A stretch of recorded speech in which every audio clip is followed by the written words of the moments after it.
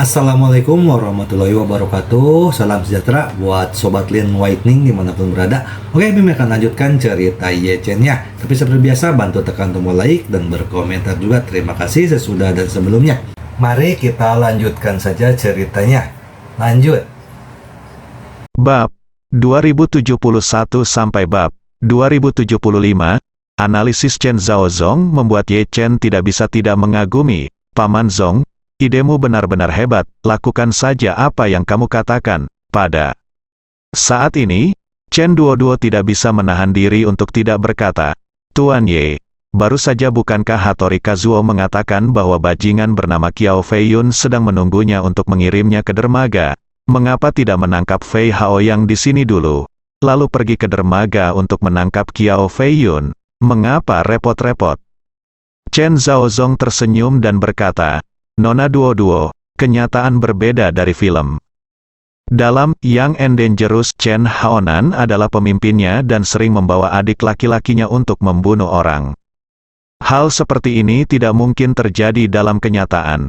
Sana jumlahnya sangat sedikit. Sebagian besar kejahatan terorganisir memiliki hierarki internal yang sangat ketat dan pembagian kerja yang sangat jelas. Setiap orang memiliki pembagian kerja dan tanggung jawabnya sendiri.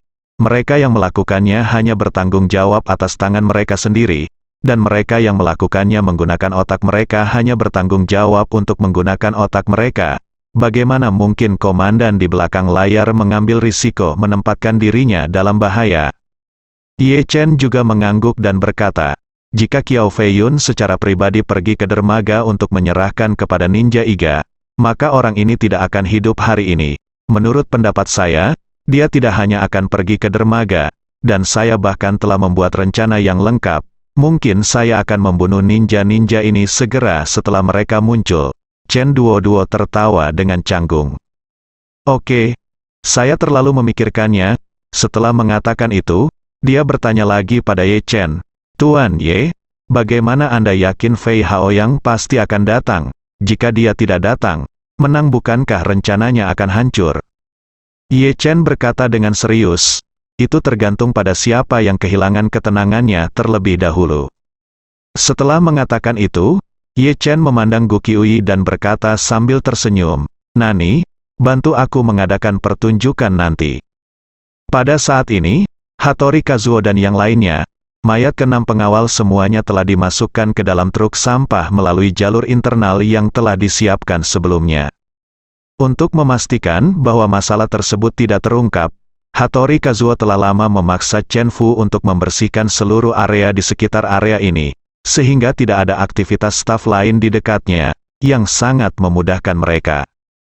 Setelah itu, Hattori Kazuo dan yang lainnya, sesuai permintaan Ye Chen, berpura-pura menjadi pelayan lagi, kembali ke ruang VIP, dan melanjutkan pekerjaan pembersihan. Saat ini, di ruang perjamuan, Fei Haoyang dengan cemas menunggu kabar bahwa ninja telah berhasil. Awalnya, rencana Qiao Feiyun adalah setelah Hattori Kazuo berhasil, dia akan membawa orang tersebut pergi dengan truk sampah. Pada saat ini, dia akan mengirim pesan teks ke Qiao Feiyun untuk memberitahunya bahwa masalah tersebut telah berhasil, dan Qiao Feiyun akan melakukannya, juga membalas dengan kata sandi kepada Fei Haoyang, memberitahunya bahwa masalah tersebut telah berhasil, sampaikan kabar baik kepadanya. Dengan cara ini, Fei Haoyang tidak perlu melakukan kontak apapun dengan Hattori Kazuo selama seluruh proses. Ketika orang tersebut menghilang, Chen Fuli akan disalahkan, dia hanya harus berpura-pura tidak tahu apa-apa dan tidak ada yang akan memikirkannya. Oleh karena itu, Fei Haoyang kini hanya menantikan jawaban Qiao Feiyun. Namun, dia melihat Wakil Presiden Luan dari Kamar Dagang Tiongkok telah selesai berbicara, dan Presiden Lu sudah setengah jalan, dan tiba gilirannya naik panggung untuk memberikan pidato. Namun masih belum ada kabar yang diterima, efisiensi ninja ini sungguh mengecewakan. Saat ini, Fei Haoyang bahkan lebih gugup. Apa yang membuatnya gugup bukanlah karena ia menyampaikan pidato di depan banyak orang. Namun ia tahu betul bahwa menurut prosedur yang awalnya ia sepakati dengan Gu Qiuyi dan bahkan dua presiden asosiasi bisnis Tiongkok, ketika ia sampai di akhir pidatonya, dia harus mengumumkan kepada publik bahwa makan malam amal malam ini akan dihadiri oleh tamu kelas berat. Segera setelah itu, dia akan mengumumkan di atas panggung bahwa akan ada tamu kelas berat yang muncul. Pada saat ini, Gu Qiuyi akan keluar dari ruang tunggu dan langsung melangkah ke atas panggung, memberikan kejutan kepada penonton dan mendorong makan malam amal malam ini hingga mencapai klimaks. Tentu saja, proses ini tidak mengejutkan. Proses sebenarnya adalah sebelum Fei Haoyang naik panggung, Hattori Kazuo harus menyelesaikan tugasnya dan menculik Gu Qiuyi. Kemudian, setelah menerima pesan rahasia dari Qiao Feiyun, dia naik ke atas panggung untuk memberikan pidato dengan percaya diri dan berani. Di akhir pidatonya, dia mengumumkan tamu kelas berat malam ini di depan umum, dan kemudian mengundang tamu terhormat tersebut untuk tampil. Namun, karena Gu Qiuyi telah diculik dan semua orang di sekitarnya dibunuh, yang terjadi adalah setelah Fei Haoyang mengatakan di atas panggung bahwa dia akan mengundang tamu terhormat untuk tampil, tamu terhormat itu masih tidak terlihat. Pada saat ini, Fei Haoyang akan langsung memberitahu kedua presiden di atas panggung bahwa tamu terhormat itu mungkin tidak mendengar apa yang baru saja dia katakan, dan meminta mereka segera pergi ke ruang VIP untuk mengundang tamu terhormat itu ke atas panggung. Segera setelah itu, kedua presiden akan menemukan bahwa selain tumpukan mayat di ruang VIP, di manakah bayangan Gu Qiuyi? Alhasil, suasana tiba-tiba menjadi ricuh, dan sebagai tuan rumah, ia harus tenang menghadapi bahaya. Setelah melihat kejadian tragis tersebut, ia segera menelepon polisi dan meminta bawahannya menutup seluruh gedung perjamuan agar tidak terjadi apa-apa, mencegah tersangka melarikan diri. Setelah itu, sejumlah besar petugas polisi akan segera datang dan menyelidiki tempat kejadian. Akhirnya, mereka menemukan bahwa Chen Fu memiliki kecurigaan yang besar dan membawanya kembali untuk diinterogasi. Pada akhirnya, arah permasalahan sepenuhnya dialihkan dari Chen Fu, dan sepenuhnya menjauh dari Fei Haoyang. Justru karena semuanya telah diatur secara saling terkait, Fei Haoyang sangat khawatir bahwa sesuatu akan terjadi pada ninja-ninja itu saat ini. Jadi, sudah sedikit kehabisan napas, dia mengeluarkan ponsel barunya yang disiapkan khusus dan mengirim pesan ke Qiao Feiyun, belum ada kabar. Qiao Feiyun dengan cepat menjawab, saya belum menerima pesannya. Fei Haoyang mendesak, cepat tanyakan apa yang terjadi, saya akan naik ke panggung untuk memberikan pidato, masih ada paling lama 5 menit, Qiao. Feiyun secara alami tahu apa artinya Fei Haoyang memberikan pidato di atas panggung. Jadi dia segera memanggil Hattori Kazuo. Namun, panggilan di ujung lain untuk sementara tidak tersedia. Qiao Feiyun panik. Dia tahu bahwa peralatan pelindung sinyal dipasang di dekat ruang tunggu Gu Qiuyi. Sekarang dia tidak bisa menghubungi telepon Hattori Kazuo. Itu berarti Hattori Kazuo dan gengnya masih di tempat kejadian. Hattori Kazuo masih ada di tempat kejadian, artinya dia belum berhasil. Memikirkan hal ini, Qiao Feiyun menjadi lebih gugup. Yang paling penting adalah dia tidak bisa menghubungi Hattori Kazuo sama sekali sekarang. Jadi dia tidak tahu apa-apa tentang situasi spesifik di tempat kejadian. Jadi, dia segera mengirim pesan kembali ke Fei Haoyang. Tuan Fei, saya tidak bisa menghubungi ninja-ninja itu sekarang. Kirim bawahan yang dapat dipercaya untuk melihat apakah ada kecelakaan. Brengsek. Fei saat Haoyang melihat isinya, dia langsung menjawab, kamu bersumpah bahwa tidak akan ada masalah dan semuanya terkendali. Kamu bertanggung jawab atas ibumu. Jika ada yang tidak beres dalam masalah ini, aku akan membunuhmu. Pesan itu, meskipun dia menjadi semakin marah saat memikirkannya, dia tetap tidak berani menunda. Dia segera memanggil asistennya yang paling terpercaya dan berkata dengan suara rendah, pergi ke ruang VIP untuk melihat apakah ada apapun yang terjadi. Jika ada sesuatu, segera telepon dia. Ayo beritahu saya. Baik, Tuan Muda, asisten tidak berani menunda, dan segera bangkit dan bergegas ke ruang VIP. Hattori Kazuo dan yang lainnya, menyamar sebagai pelayan, diam-diam mengamati pendekatan pria itu.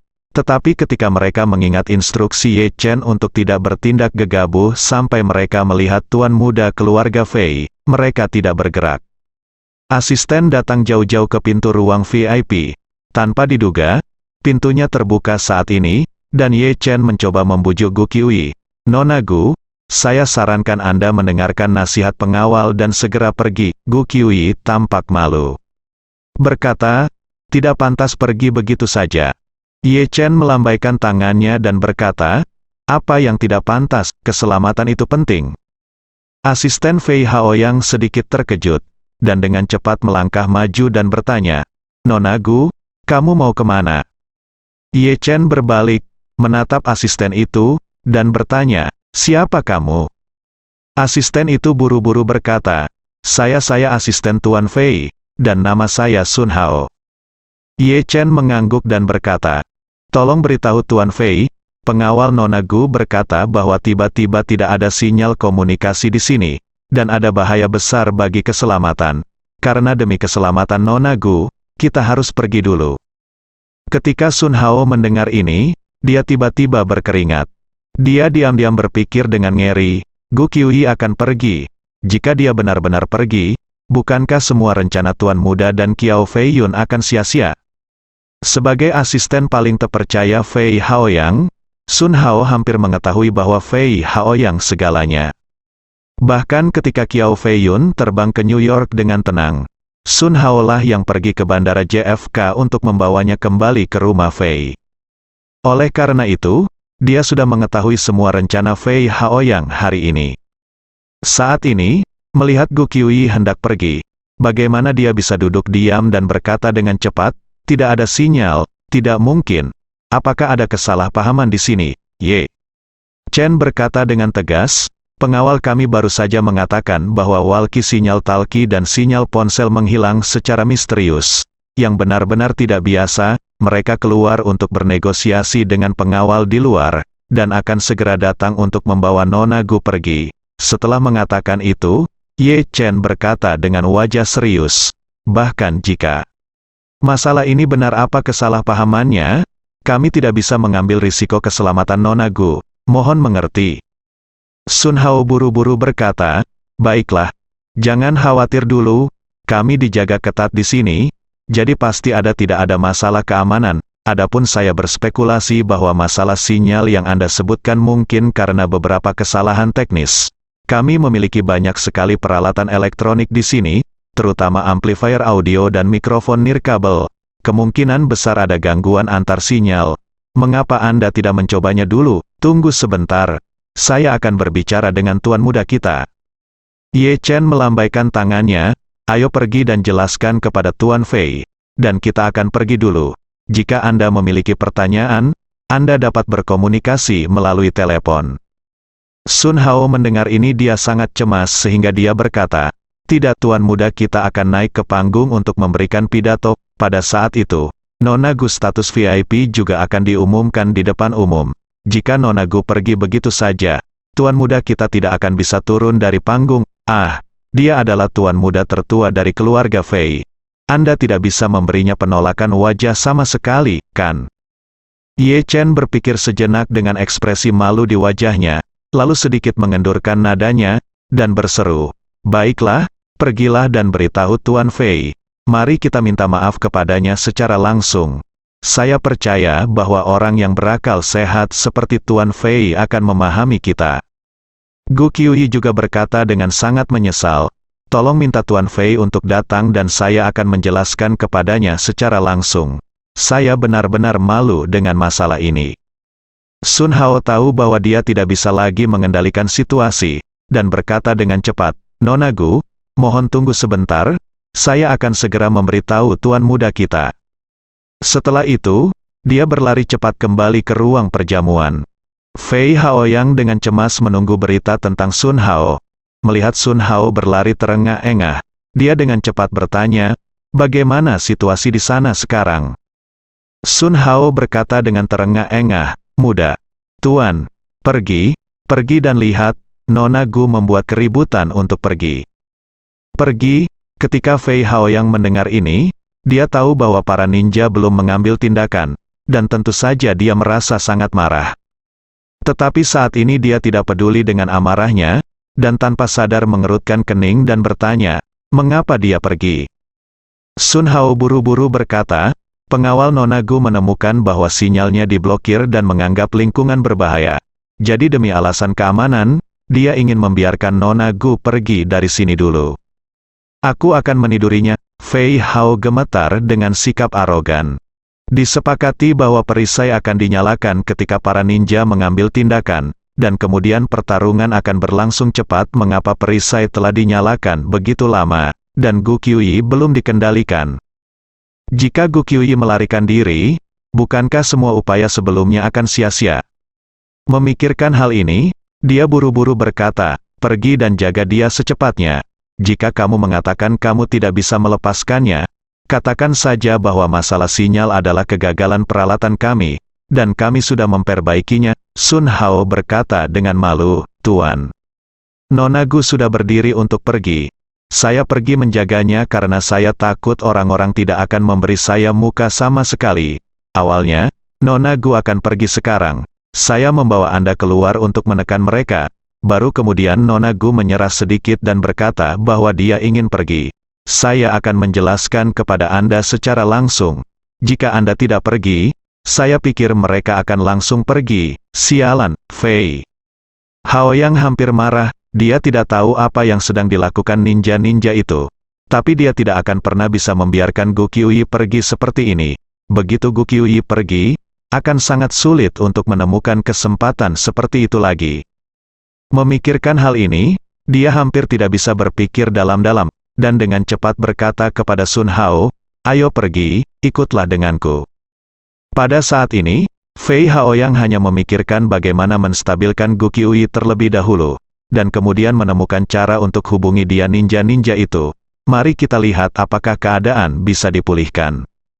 Oleh karena itu, dia tidak pernah menyangka bahwa ini mungkin jebakan baginya. Terlebih lagi, tempat ini sendiri adalah wilayah keluarga Fei, dan Fei Hao yang tidak mengkhawatirkan bahaya apapun di wilayahnya sendiri. Terlebih lagi, menurut Fei Hao yang, semakin sedikit orang yang mengetahui hal semacam ini, semakin baik. Jadi dia dan Sun Hao berjalan cepat menuju ruang VIP. Begitu Fei Hao yang tiba di ruang VIP, dia melihat Gu Qiuyi berdiri di depan pintu ruang VIP ditemani oleh Ye Chen dan yang lainnya. Ketika Fei Hao yang melihat Gu Qiuyi, dia tidak bisa menahan diri untuk tidak bertanya, "Oh, Nona Gu, ada apa denganmu?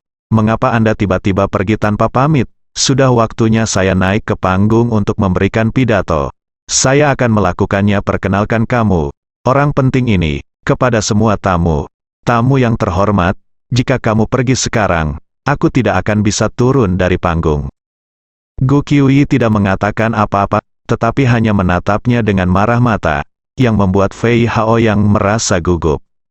Pada saat ini, Ye Chen mencibir dan berkata, Tuan Fei, jangan khawatir untuk turun dari panggung, karena Anda tidak memiliki kesempatan untuk bangun. Mata Fei Hao yang melebar dan dia berseru, kamu, apa yang harus dilakukan maksudmu? Begitu dia selesai berbicara, dia mendengar beberapa suara menusuk di belakangnya. Sebelum Fei Hao yang pulih, asisten di sampingnya, Sun Hao, jatuh lurus ke depan. Dengan keras, Sun Hao terbaring tak bergerak di tanah, dan Fei Hao yang terkejut saat mengetahui bahwa 4 belati hitam disisipkan di belakang punggung Sun Hao. Dan belati ini adalah shuriken yang ditembakkan oleh Hattori Kazuo. Fei Hao yang langsung ketakutan. Saat dia hendak meminta bantuan, dia langsung ditahan dari belakang oleh seseorang. Kemudian dia menerima pukulan keras di leher dan dia pingsan.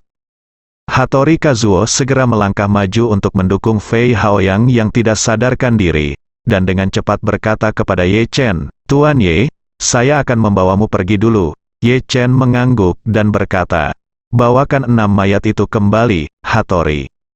Kazuo tidak berani membangkang, dan dengan cepat mengedipkan mata pada orang lain yang sudah muncul.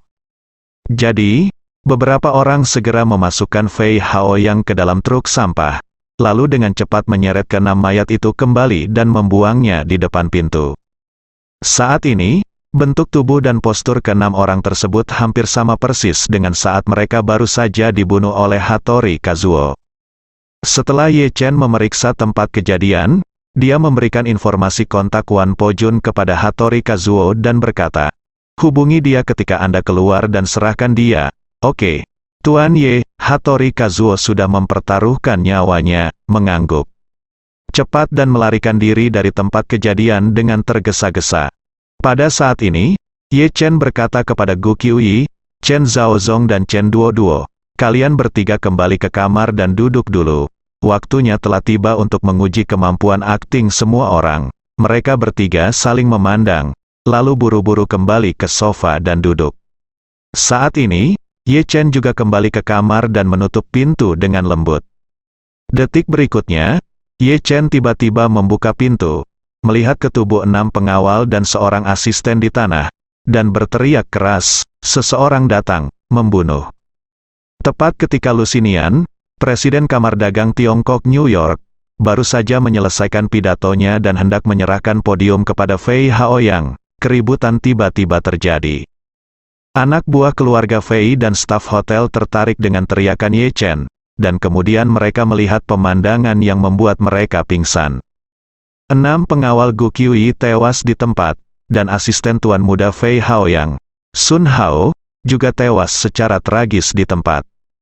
Selain itu, keberadaan tuan mudanya Fei Haoyang tidak diketahui. Beberapa pengawal Fei Haoyang begitu ketakutan hingga pingsan di tempat. Bagaimana mereka bisa membayangkan tuan muda mereka akan menghilang di hotel mereka?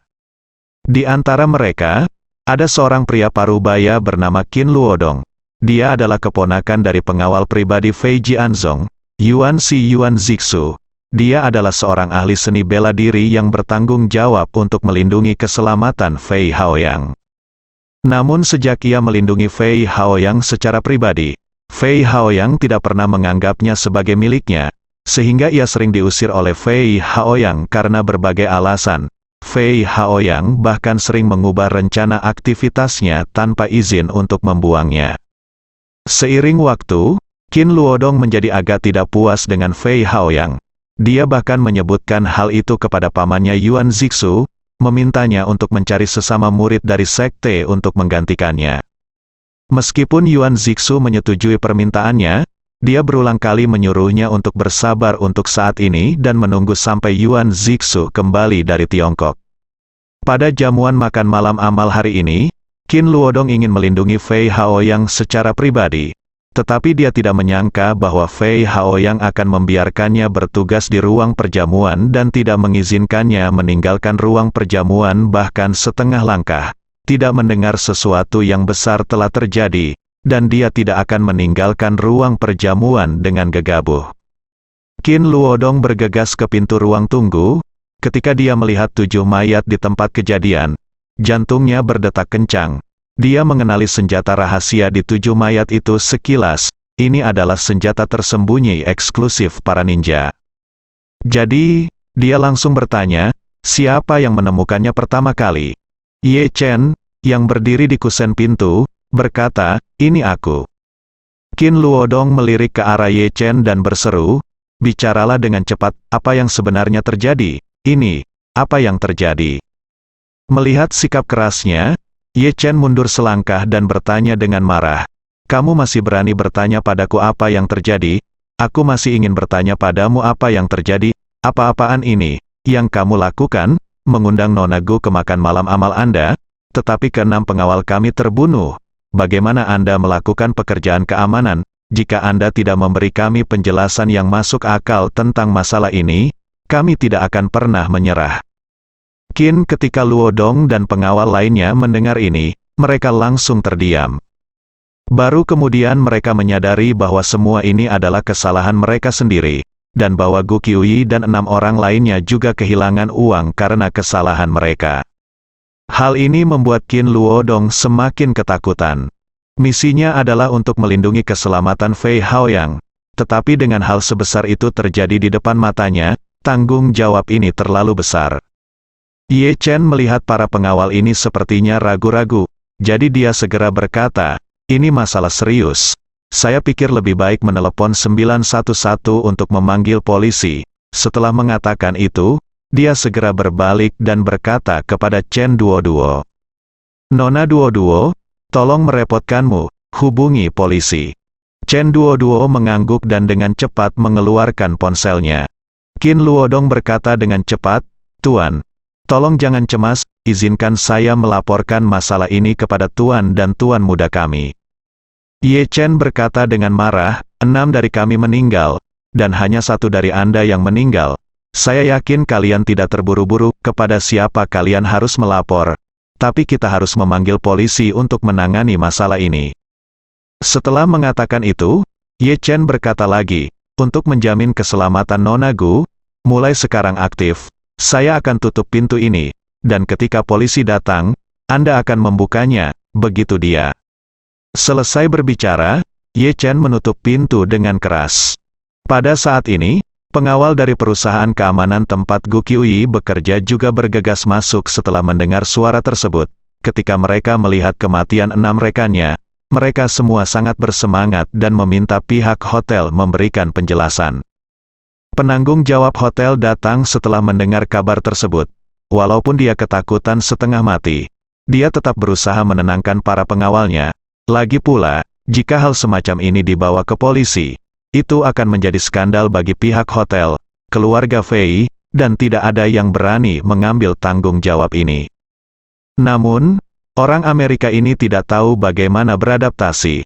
Ketika mereka melihat seseorang meninggal, mereka segera menelepon 911. Melihat situasi yang benar-benar di luar kendali, penanggung jawab hotel segera menarik diri dari kerumunan dan segera menghubungi ayah Fei Haoyang, Fei Suebin. Fei Suebin sedang mengadakan jamuan makan bersama beberapa rekan bisnisnya di sebuah restoran ternama di Manhattan. Ia kaget saat mendengar putranya hilang dan masih berada di hotelnya. Meski lokasinya kurang dari 5 km dari hotel, ia langsung ayo cepat naik helikopter. NYPD, Departemen Kepolisian New York, setelah mengetahui penembakan yang menewaskan 7 orang di Hotel Palace, segera mengirimkan sejumlah besar petugas polisi. Pada saat yang sama, mereka juga mengirimkan seorang detektif tingkat tinggi dengan helikopter polisi ke mengambil alih penyelidikan. Beberapa menit kemudian, Fei Suebin bergegas dengan panik. Orang yang bertanggung jawab atas hotel dan sekelompok staf buru-buru maju dan berkata dengan malu, "Tuan muda, bawahan saya tidak melakukan sesuatu dengan baik, tolong hukum saya." Fei dengan wajah gelap, Suebin mengangkat tangannya dan menamparkan orang yang bertanggung jawab. Dia memarahi orang yang bertanggung jawab dengan nada yang sangat suram. "Katakan padaku, apa yang terjadi?" Orang yang bertanggung jawab atas hotel hampir pingsan. Dan berseru, "Tuan muda, bagaimana situasi spesifiknya? Saya belum tahu. Saya hanya tahu bahwa Tuan Hao yang hilang, asistennya dan 6 pengawalnya dari perusahaan keamanan terbunuh, dan pembunuhnya tidak ditemukan." Fei Suebin menamparkan wajahnya dengan keras lagi, lalu berbalik.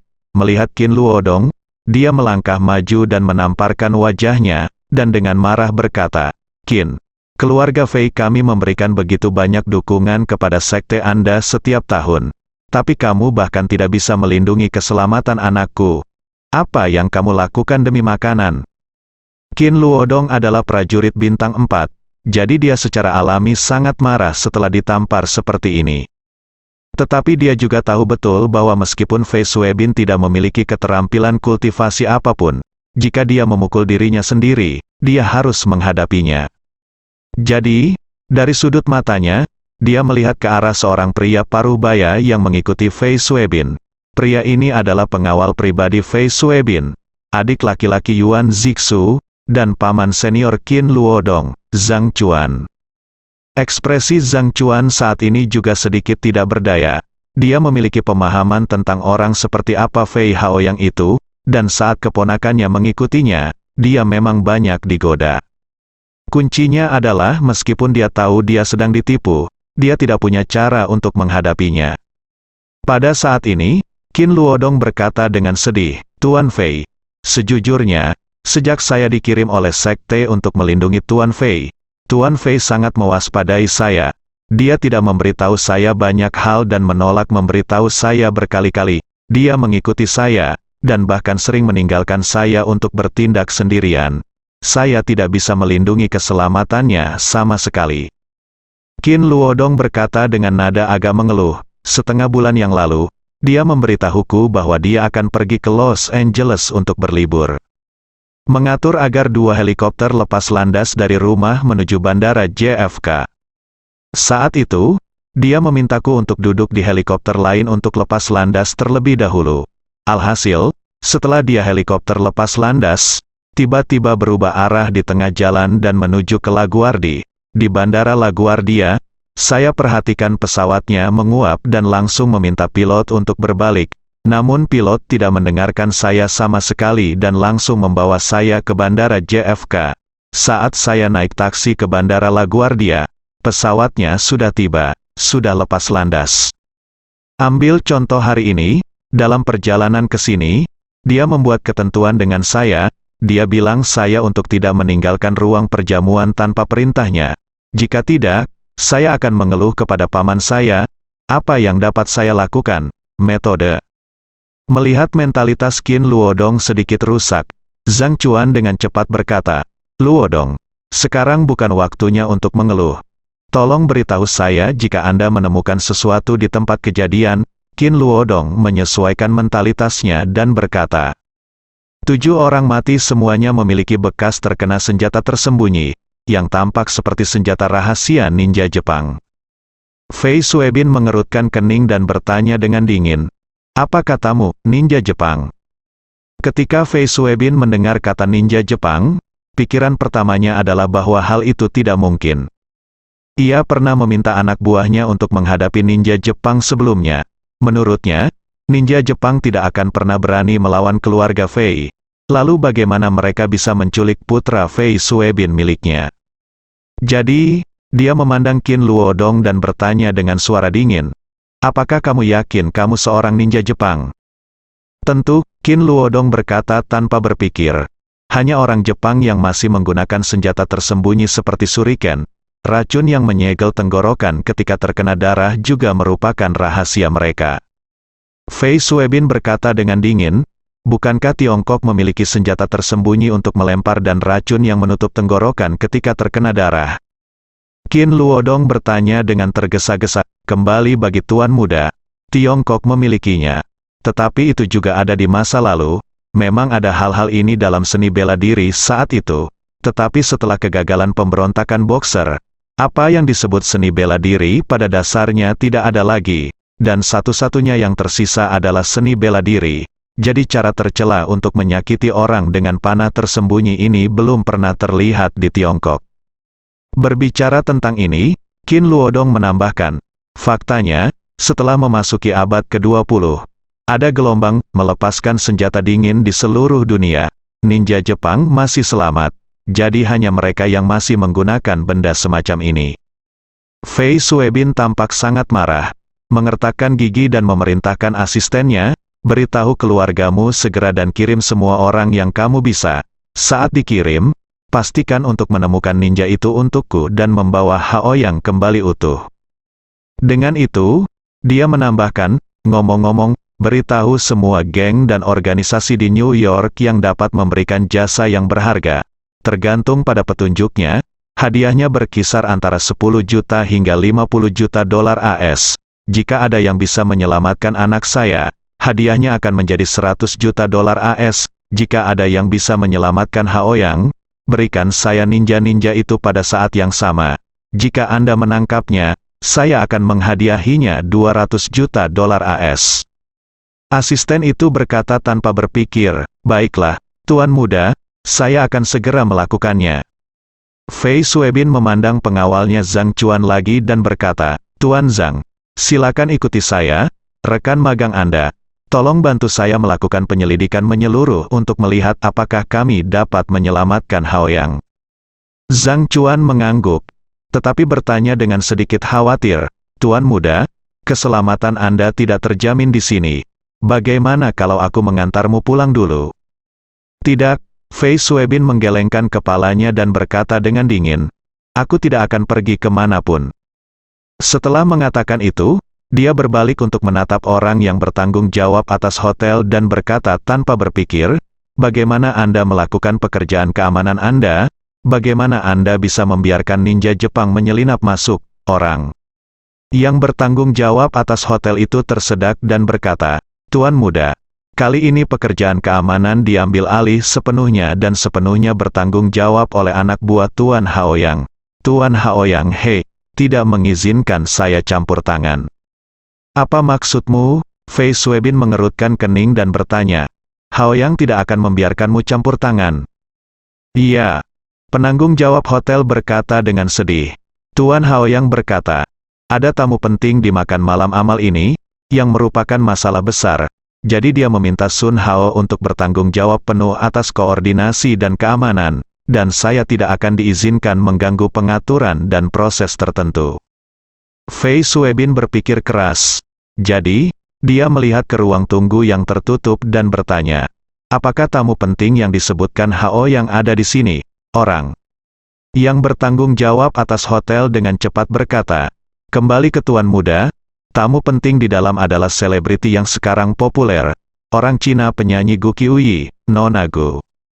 "Gu Qiuyi?" Fei Suebin mengerutkan kening dan berkata, "Jika saya ingat dengan benar, dia seharusnya menjadi satu-satunya putri keluarga Huaxia Gu, kan?" "Iya." Orang yang bertanggung jawab dari hotel mengangguk, "Memang benar, putri keluarga Gu." Fei Suebin tidak yakin mengapa putranya ingin mengadakan makan malam amal seperti itu. Tetapi ketika dia mendengar nama Gu Qiuyi, dia mungkin sudah memikirkan jawabannya. Ia mengira putranya ingin mengambil kesempatan untuk mengejar bintang wanita bernama Gu ini, sehingga ia melakukan operasi yang tidak normal tersebut. Tak disangka, seorang ninja Jepang memanfaatkan kesempatan tersebut. Saat ini, dia bertanya-tanya apakah Gu Qiuyi ada hubungannya dengan masalah ini, dan apakah dia berada di balik semua ini. Jadi, dia berkata kepada penanggung jawab hotel, "Minta Nona Gu untuk membuka pintu. Ada yang ingin saya tanyakan padanya, orang." Yang bertanggung jawab atas hotel berkata dengan tergesa-gesa, "Kembali ke Tuan muda." Orang-orang di sekitar Nona Gu baru saja berkata, "Kapan polisi akan datang? Kapan pintunya akan terbuka?" "Itu tidak masuk akal," Fei Suebin berkata dengan marah. "Tidakkah dia tahu bahwa ini adalah wilayah keluarga Feiku?" Setelah itu, dia melangkah maju dan menendang ruang VIP di pintu kamar. Dia berseru, "Buka pintunya."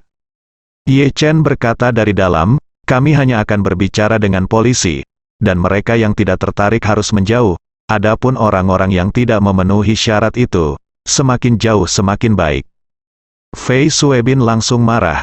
Hilangnya putranya telah membuatnya marah dan cemas. Dia tidak pernah menyangka bahwa pria tak dikenal akan berani mengejeknya di dalam pintu. Dia langsung mengumpat dengan marah, "Beraninya kamu berbicara seperti ini padaku? Tahukah kamu siapa aku, Ye?" Chen Fei berkata dengan nada menghina, "Saya tidak tahu siapa Anda, dan saya tidak ingin tahu siapa Anda. Jika Anda dapat memahami ucapan manusia, harap menjauh dari kami. Kami hanya berkomunikasi dengan polisi, bahkan presiden pun tidak," kata Fei. Suebin gemetar karena marah. Dia bisa mendapatkan rasa hormat 200% dimanapun dia berada. Dia tidak menyangka akan diabaikan oleh pria tak dikenal. Hatinya tiba-tiba menjadi marah. Dia mengertakkan gigi dan berteriak, "Yang harus kamu lakukan sekarang adalah menjadi tua. Ceritakan semua yang kamu tahu dengan jujur, dan tidak perlu menunggu polisi omong kosong di wilayah keluarga Fei saya. Siapa polisi New York itu?" Begitu dia selesai berbicara, seorang pria paruh baya berkata dengan nada buruk, "Tuan muda Fei, kami petugas polisi New York tidak pernah menyinggung Anda, kan?" Fei Suebin tanpa sadar berbalik dan melihat seorang pria paruh baya pria Tionghoa berjas berjalan bersama selusin petugas polisi. Begitu Fei Suebin melihatnya, dia berkata dengan ekspresi jelek, "Oh, ternyata itu Kepala Li. Kepala Li memang seorang detektif hebat. Dia memiliki hidung yang sangat bagus. Dia menemukannya begitu cepat.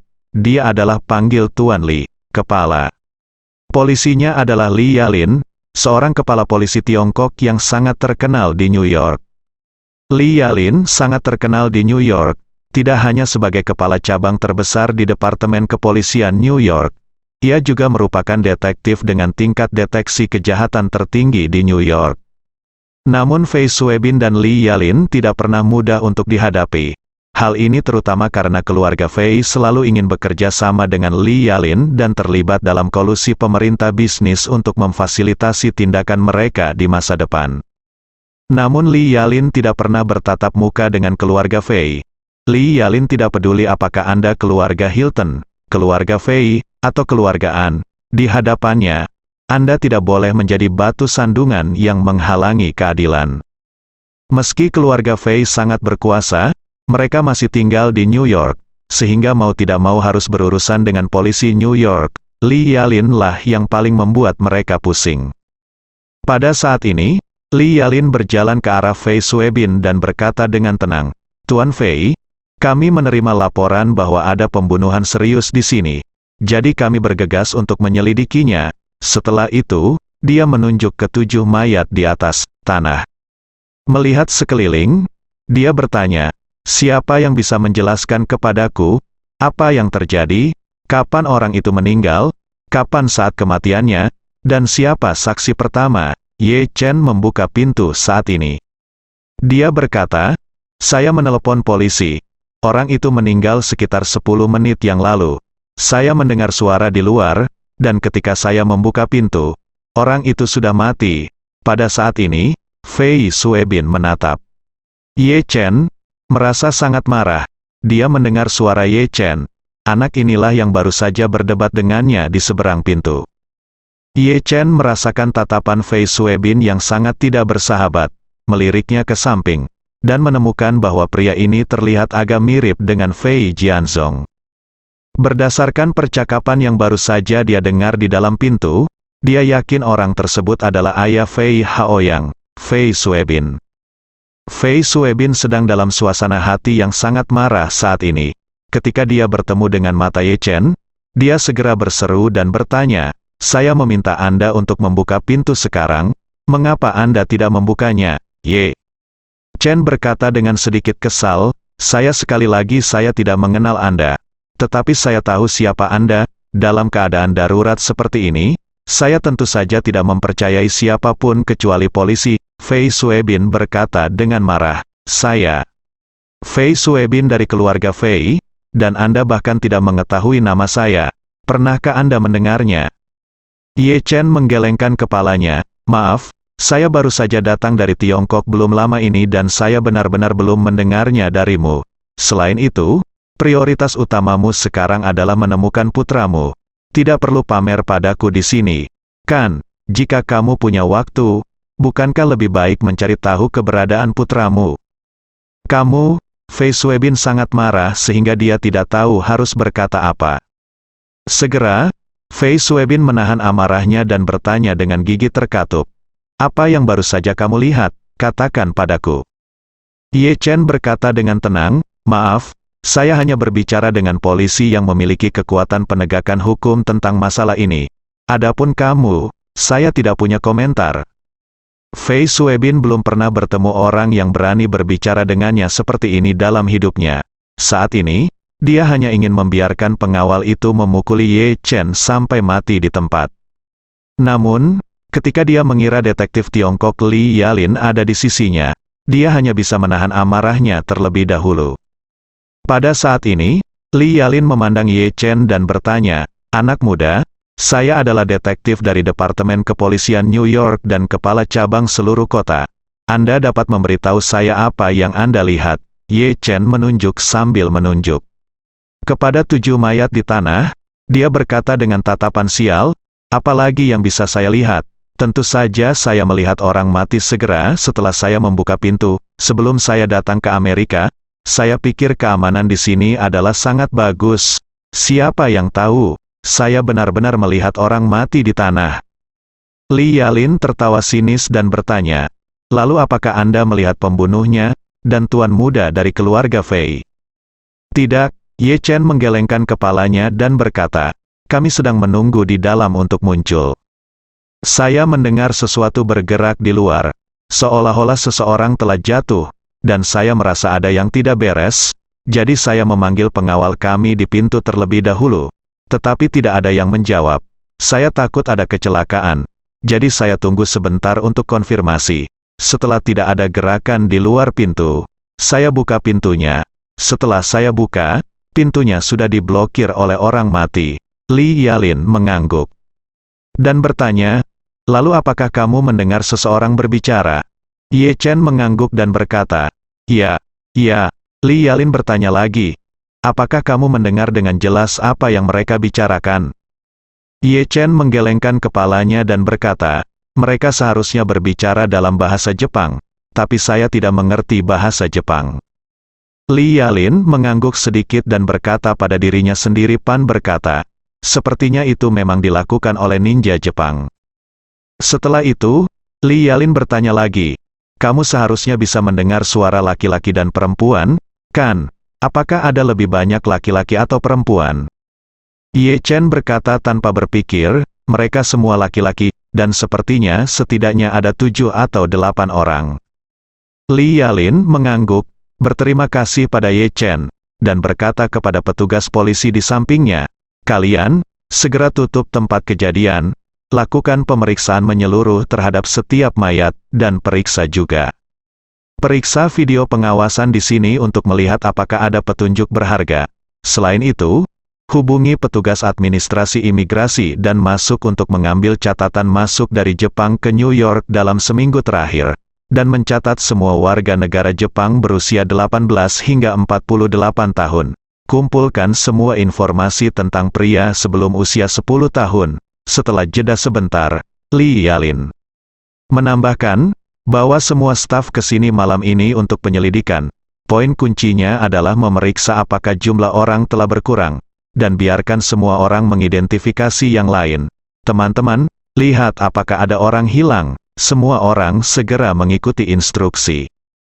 Dan Li Yalin kemudian berkata kepada Ye Chen, karena Anda adalah satu-satunya saksi tidak langsung yang hadir di tempat kejadian, meskipun Anda bukan saksi mata, Anda tetap berguna bagi kami dalam menyelesaikan kasus ini.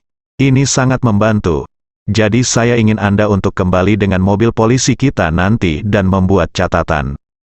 Ye Chen berkata, Nona Gu adalah tokoh masyarakat, dia keluar masuk kantor polisi saat ini. Jika tersiar kabar, kalian orang Amerika media masih tidak, saya tidak tahu cara mengarang berita palsu untuk mendapatkan perhatian, itu tidak nyaman. Setelah mengatakan itu, Ye Chen berkata, bagaimana kalau ini, ayo kembali ke hotel dulu. Jika Anda ingin membuat catatan, datanglah ke hotel kami pasti akan bekerja sama sepenuhnya.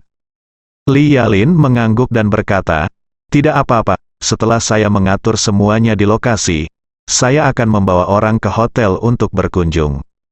Ye Chen bertanya kepadanya, kalau begitu bisakah kita pergi sekarang? Baik, Fei Suebin di samping berkata dengan sangat tidak puas, keberadaan anak saya masih belum diketahui. Tidak ada yang diizinkan pergi dari sini sampai anak saya ditemukan. Ye Chen mengerutkan kening dan bertanya, kenapa? Setelah itu, dia tidak berbicara omong kosong dengan Fei Suebin.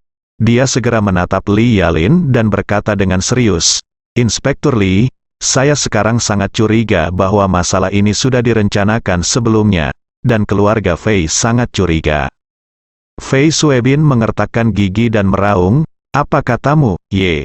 Chen mengulangi, saya berkata, keluarga Fei sangat mencurigakan, Fei. Suebin marah dan hendak berbicara, tetapi Li Yalin di sampingnya bertanya dengan sangat serius, mengapa menurut Anda begitu, Ye? Chen berkata dengan serius, masalah ini sendiri sangat aneh. Tuan muda dari keluarga Fei bersikeras mengundang Nona Gu untuk menghadiri makan malam amal, tetapi juga dengan sengaja mengatakan bahwa dia ingin mengundangnya sebagai tamu misterius. Jadi kebanyakan orang di luar. Bukankah aku tidak tahu kalau Nona Gu ada di sini, dan mereka sengaja mengatur kami di ruang tunggu semacam ini tanpa jendela. Mereka bilang kami harus menunggu waktu yang tepat untuk tampil di panggung untuk amal. Tampaknya begitu tidak perlu bersusah payah seperti itu. Sepertinya ada konspirasi. Berbicara tentang ini, Ye Chen menambahkan, dan yang lebih aneh lagi adalah tidak lama setelah kami masuk, ponsel tidak memiliki sinyal, dan sekarang masih tidak ada sinyal. Saya sangat curiga ada seseorang yang memblokir komunikasi nirkabel di sini. Ketika Li Yalin mendengar ini, dia tanpa sadar mengeluarkan ponselnya dan melihatnya. Benar saja, tidak ada sinyal atau layanan. Dia segera mengerutkan kening dan berseru, "Johnson, tutup seluruh ruang perjamuan, gunakan peralatan profesional untuk periksa, dan periksa jammernya, di mana itu?" Pada saat ini, seorang petugas polisi berlari dengan cepat dan berkata, "Detektif, catatan pengawasan yang baru saja kami konfirmasi, semua gambar pengawasan di dekat ruang tunggu ini telah diganti terlebih dahulu, menggunakan yang diunggah 5 hari yang lalu, gambar yang berhubungan dengan jamuan makan." Lee Yalin mengerutkan kening dan bertanya, "Tidakkah Departemen Keamanan memperhatikan masalah sebesar ini?" Petugas polisi menjawab, "Kami berkonsultasi dengan penjaga keamanan yang bertugas di ruang pemantauan. Mereka mengatakan bahwa mereka tidak tahu bahwa akan ada tamu VIP penting malam ini. Mereka mengira ruang VIP hari ini kosong. Jadi perhatian mereka tidak tertuju pada VIP ruangan sama sekali. Jadi ketika kamera pengintai ini memutar video yang direkam beberapa hari terakhir, mereka tidak menemukan sesuatu yang aneh." Ketika Ye Chen mendengar ini, dia berkata dengan dingin, "Saya hanya mengatakan bahwa masalah ini sudah direncanakan sejak lama. Seseorang dengan sengaja ingin menyembunyikan fakta bahwa Nona Gu ada di sini dari semua orang, apalagi kalaupun ninja-ninja itu bisa menyelinap masuk. Mereka tidak akan bisa mendapatkan video pengawasan beberapa hari yang lalu, apalagi meretas sistem pengawasan. Ini jelas menunjukkan bahwa ada tahi lalat." Fei Suebin bertanya dengan heran, "Lee Yalin, apa maksudnya ini? Apakah Anda meragukan keluarga Fei?" Bersambung,